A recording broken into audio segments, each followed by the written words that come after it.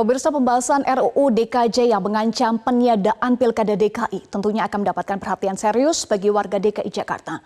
Oleh karena itu, proses kajian dan keterlibatan publik harus dilakukan secara seksama. Untuk membahasnya lebih jauh, kita telah terhubung dengan Ahmad Sahroni, Wakil Ketua Komisi 3 DPR RI melalui sambungan Zoom.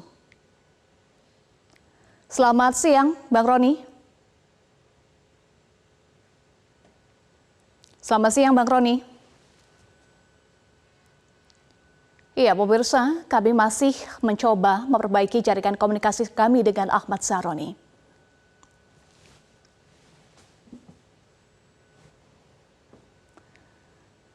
Bang Roni, apakah sudah bisa dengar suara saya di studio?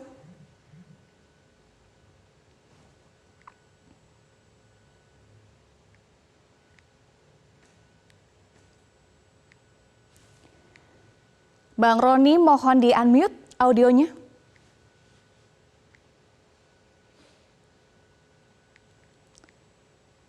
Bang Roni? Ya. Iya, pemirsa. Baik, Bang Roni sudah dengar ya? Sudah. Baik, dengan Eva di studio, Bang Roni, 4 fraksi termasuk Nasdem menolak RUU DKJ. Artinya mayoritas setuju dengan RUU DKJ. Lalu apa upaya Nasdem untuk mencegah pembegalan hak rakyat memilih langsung pemimpinnya? Ya, ini kan masih draft RUU ya, belum menjadi keputusan. Tapi kita berharap dalam rangka ke depannya untuk menyampaikan hal aspirasi dalam kondisi sekarang ini, kan situasional ini lagi sedang ramai dengan capres-cawapres. Lebih baik dan elok draft itu ada sebagian draft yang mesti nanti setelah pemilu baru dibahas lebih lanjut. Dan Nasdem menolak untuk menjadikan draft itu sebagai keputusan dalam rangka pemilihan gubernur dan wakil gubernur khusus Jakarta dipilih oleh Presiden. Itu sama saja memundurkan demokrasi secara terbuka yang kebiasaan biasanya pemilihan pilkada gubernur itu dipilih oleh rakyatnya sendiri. Ini sangat tidak etis. Kalau mau semuanya aja sekalian, gubernur, wakil gubernur, wali kota, bupati, semua dipilih presiden sekalian. Jangan tanggung-tanggung hanya Jakarta misalnya. Ini memundurkan demokrasi. Saya menyampaikan ini sebagai daerah pilihan saya di Jakarta. Melihat ini sedih dalam kondisi politik sedang ramai dengan situasional 2024 mendatang ini, dengan dimunculkannya isu agar isu yang lain terendus diam.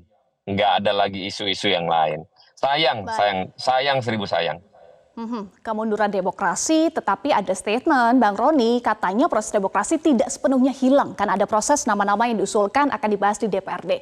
Itu yang namanya demokrasi. Apakah bisa dinamakan demokrasi ketika rakyat tidak bisa memilih langsung? Enggak bisa, demokrasi itu kan secara luas terbuka, bukan hanya demokrasi pada tataran di DPRD saja. Ya sekaligus saja DPRD-nya nanti dipilih oleh penguasa sekalian. Jangan tanggung. Nanti presiden dan wakil presiden yang akan datang 2029 yang milih adalah anggota MPR DPR. Nggak usah ada pilihan lagi kalau memang asal muasalnya adalah masalah biaya mahal. Ya wajar aja kalau biaya mahal. Ritual di Jakarta adalah tombak ekonomi di Indonesia adalah Jakarta. Itu biasa saja kok, berlalu udah 5 tahunan bahkan 20 tahun. Jakarta ini bersamaan dengan pilkada serentak, dengan semuanya memilih calon pilihannya. Disajikan di semua rakyat Indonesia dengan pemilih 10 juta orang ada di Jakarta misalnya gitu. Jangan mesti harus kelewat DPRD nanti dipilih, dilaporkan ke presiden lagi misalnya gitu. Tanggung udah. Baik. Sekalian aja semuanya.